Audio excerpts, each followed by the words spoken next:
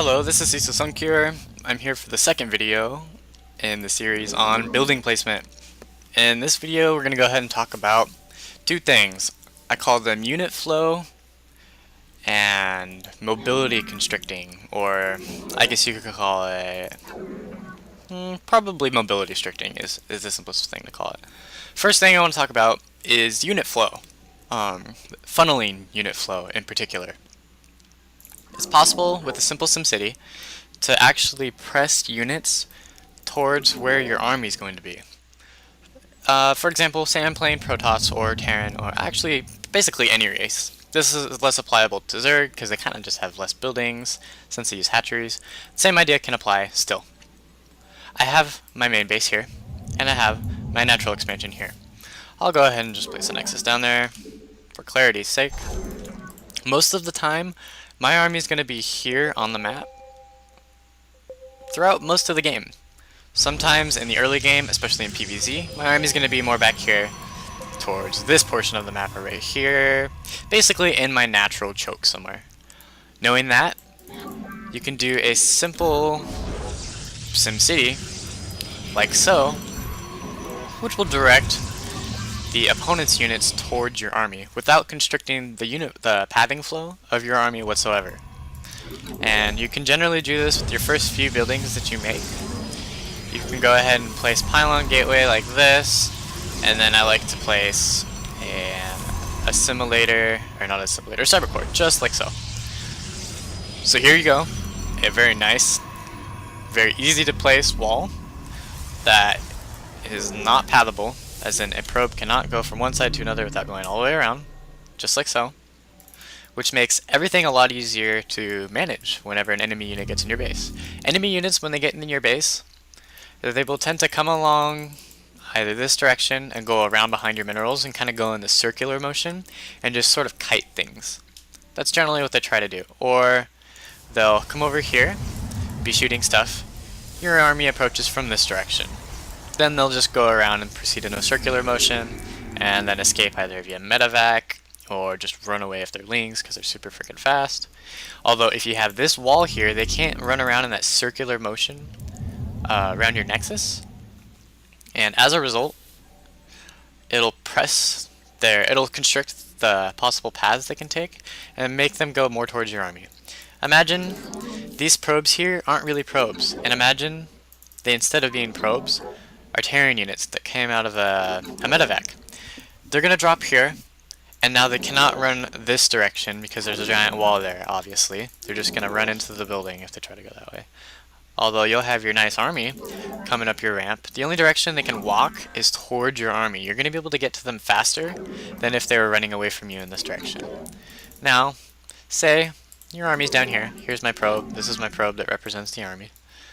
Say there's a drop, or maybe Nidus Canal, or just like I don't know, anything. Warp Prism, Hidden Pylon. Enemy units are over here. They're going to have a much harder time getting behind your mineral line to actually shoot your probes. Your army's going to come up your ramp, and his army has nowhere to go except this direction if they want to get to your probes. Actually, if they want to get at anything sensitive.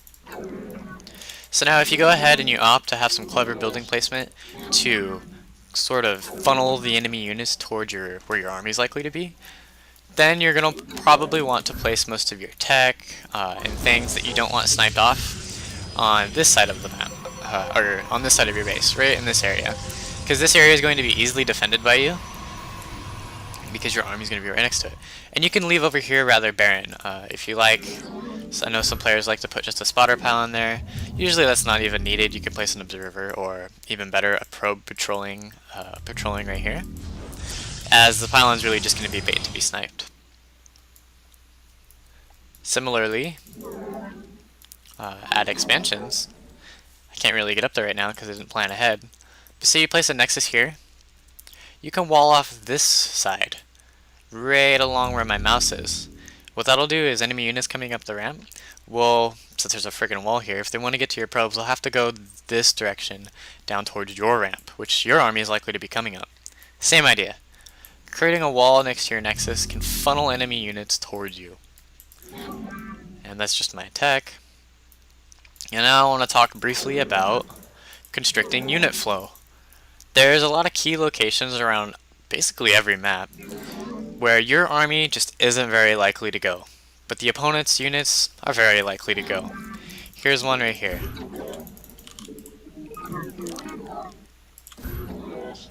I place a pylon behind this mineral line because enemy units are likely to want to run around right here and kite things and shoot things, especially Terran drops or speedlings. Putting a pylon here doesn't really restrict your unit flow because when are you going to have an army back there? You're not really likely to. Your opponent's more likely to have units back here. So it's more likely to constrict the opponent's unit flow. I also like to place a pylon here. I also like to place an entire wall of things right here. I'll build this in a moment to show you. Right here is also a great place to add a wall. I also almost always put a pylon here because it's just a really cool area. Alright, I'll build this wall here. Here's my wall of just, you know, stuff. I don't have any Vespian gas. So yeah, I just usually will have like a wall of buildings here, like, I don't know, a couple cannons.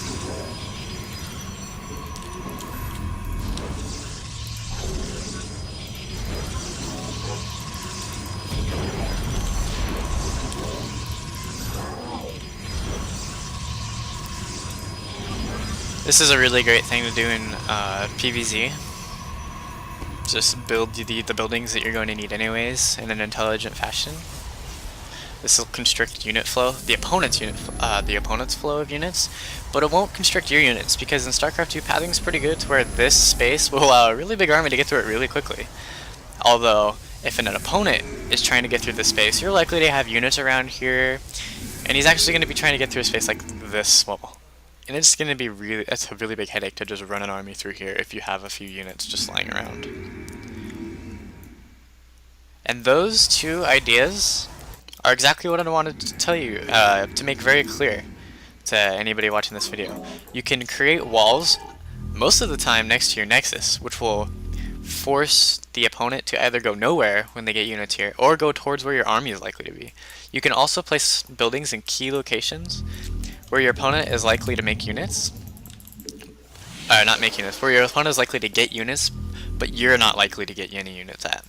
Such as this location. You can create a wall at an expansion over here at the gold and place some cannons behind things. If I can ever... You can alternatively,